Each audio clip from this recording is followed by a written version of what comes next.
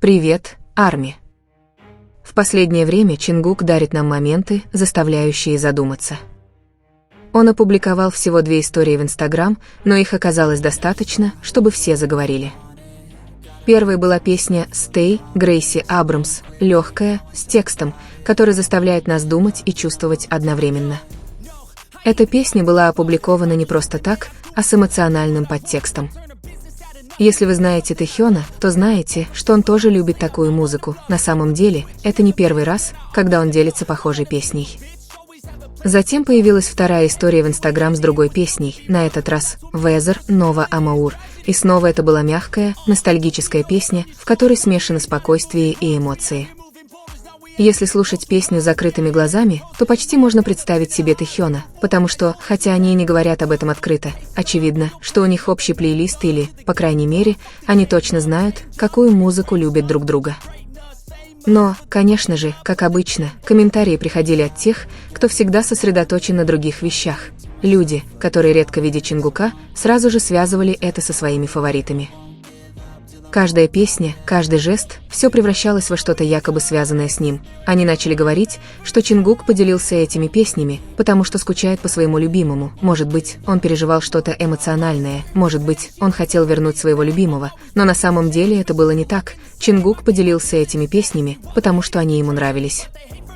Существует эта постоянная потребность включать любимого во все, как будто у Чингука не может быть своей собственной эмоциональной жизни, как будто все, что он делает, должно вращаться вокруг нее.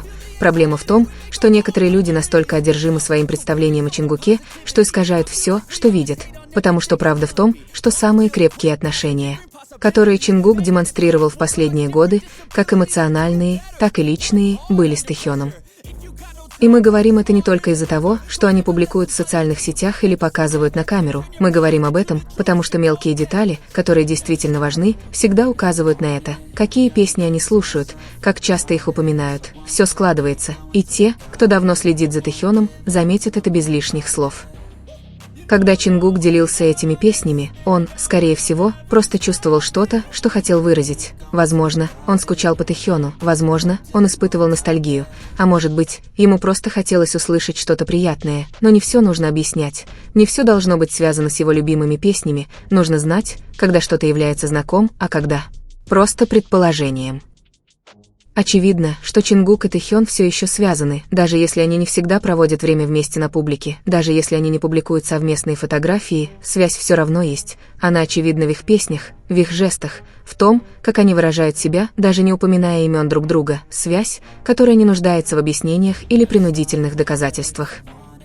Я также хочу рассказать вам кое-что, за чем я наблюдал и что нахожу очень интересным. Знаете, когда дело касается Чингука и Тэхёна, всегда есть что-то другое, что-то, что кажется реальным без их слов. Когда Чимин и Чингук снимали «Are You Sure» в Саппоро, они были в самолете, но на разных местах, каждый с GoPro, снимая себя по отдельности. Они не взаимодействовали и не делились моментом каким-либо особым образом, как будто они путешествовали одной группой, но мало чем делились друг с другом. Когда они прибыли в аэропорт, Чингук шел впереди, а фаворит чуть позади.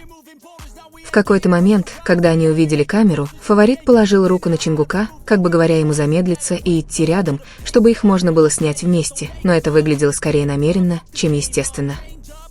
Позже, когда они вернулись из Вьетнама после съемок «Are You Sure 2», произошло то же самое. Как только они заметили камеру, они наклонились ближе, как будто хотели казаться ближе. Но на самом деле каждый из них шел своей дорогой. Особой связи не было, и в конце концов они даже разъехались на разных машинах. Было ясно, что каждый из них занимался своим делом и не собирался быть вместе больше, чем это было необходимо.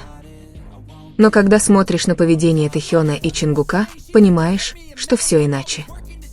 Хотя они прибыли в аэропорт по отдельности, после встречи все происходило как будто само собой. Они шли рядом, не торопясь, им не нужно было ни соглашаться, ни что-то говорить. Чингук, который обычно идет быстро, на этот раз не отставал от Тэхёна, не потому, что его кто-то просил, он делал это, потому что сам хотел, потому что быть рядом с Тэхёном было для него естественным, и это случалось с ними часто. Между ними царило спокойствие, в их совместных движениях не требовалось объяснений, не только потому, что они хорошо смотрелись вместе, но и потому, что они понимали друг друга, они заботились друг о друге, они поддерживали друг друга, и было видно, что между ними настоящая связь.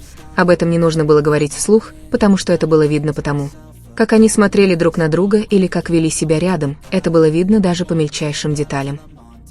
Например, пока они летели в самолете, Тэхён выложил видео, которое Чингук затем выложил с аккаунта Тэхёна, и самое безумное, что такое случается не с каждым.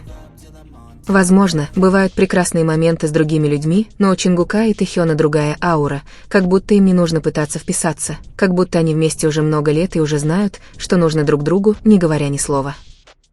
Когда они вместе, ощущается неподдельный комфорт, спокойствие, которое испытываешь только с кем-то особенным. К тому же, дело не только в том, как они выглядят на камеру, но и во всем, что происходит, когда никто не снимает. Чингук может находиться в толпе и все равно идти с Тэхёном, он может спешить, но если Тэхён замедляется, он тоже замедляется, и это не то, что делаешь из чувства долга, это то, что делаешь, когда заботишься о ком-то. И вот почему, когда видишь Тхэкука вместе, все обретает смысл, не нужно сравнивать, не нужно навязывать теории, не нужно искать то, чего нет, их доброта просто есть, что-то, что есть, что ты чувствуешь и видишь, потому что, когда ты действительно заботишься о ком-то, это видно. И Чингук, и Тэхён заботились друг о друге, как люди, которые заботятся о любимом человеке. Они гуляли вместе, они ценили время друг друга, они делились моментами, и это невозможно было подделать. Когда два человека действуют перед другими, иногда можно сказать, что они делают это с определенным намерением, как будто они хотят, чтобы другой человек увидел что-то конкретное, как будто они пытаются произвести впечатление, но когда два человека по-настоящему понимают друг друга, им не нужно действовать. Вот что произошло с Тэхином и Чингуком. Они не искали постоянно внимания друг друга, они не делали этого для кого-то другого, они искали друг друга, потому что так работали их отношения, потому что их связь не была стратегией или игрой, а образом жизни, они привыкли быть близкими годами. Близость между ними была естественной, непринужденной, прикосновения друг к другу, взгляды друг на друга, смех вместе, даже молчание вместе, все это было частью их повседневной жизни, в этом не было ничего странного или неожиданного, это было просто их образом жизни вместе, и когда что-то повторяется так часто, так последовательно, это перестает казаться совпадением. Это становится частью рутины. Что-то, что становится частью их общего мира. В отношениях Тэхена и Чингука есть спокойствие, которое ощутимо, даже когда они не разговаривают, спокойствие в том, как они двигаются вместе, в том, как они понимают друг друга без необходимости объяснять. Это не только потому, что они хорошо смотрятся вместе, это потому, что они рядом друг с другом, они заботятся друг о друге так, что это выходит за рамки поверхностного, иногда достаточно одного взгляда или жеста, чтобы понять, что происходит между ними. Их отношения определяют не яркие моменты, не объятия перед камерой или общий смех перед публикой, говорящие сами за себя. Их связь по-настоящему проявляется в сумме мелочей, жестов, взглядов, того, как они ищут друг друга в толпе, того, как один поворачивается, чтобы увидеть другого. Все это складывается в нечто невидимое невооруженным глазом, но оно есть. Это легче понять, если думать о них как о паре, потому что все сходится, и им не нужно говорить об этом словами. Это не то, что они кричат на каждом углу, они выражают это своими телами, своими глазами, тем, как они вместе, даже когда никто не смотрит. Связь между ними не зависит от того, на сцене они, на интервью или в более интимной обстановке, она всегда есть.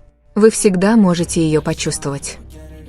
Некоторые могут подумать, что они просто хорошие друзья, и нормально, что у каждого есть своя интерпретация, но если прислушаться, то понимаешь, что это нечто большее. Дело не в том, что они хотят что-то доказать, но в конечном итоге они все равно это демонстрируют, потому что их близость – это не совпадение, это результат многих лет общения, совместной жизни, узнавания друг друга, и не всем удается достичь такого уровня синхронности. Бывают моменты, когда все становится яснее, например, когда они находятся в группе и, не говоря ни слова, один ищет другого, или когда они заняты чем-то и смеются над чем-то, что, кажется, понимают только они. Такие вещи невозможно отрепетировать, они не являются частью сценария, они появляются, потому что в них есть вера, потому что есть история, потому что за тем, что вы видите, стоит что-то реальное. Never stop, I'll get it if I want it. Gotta make to myself a promise, I won't quit, keep going till I got it.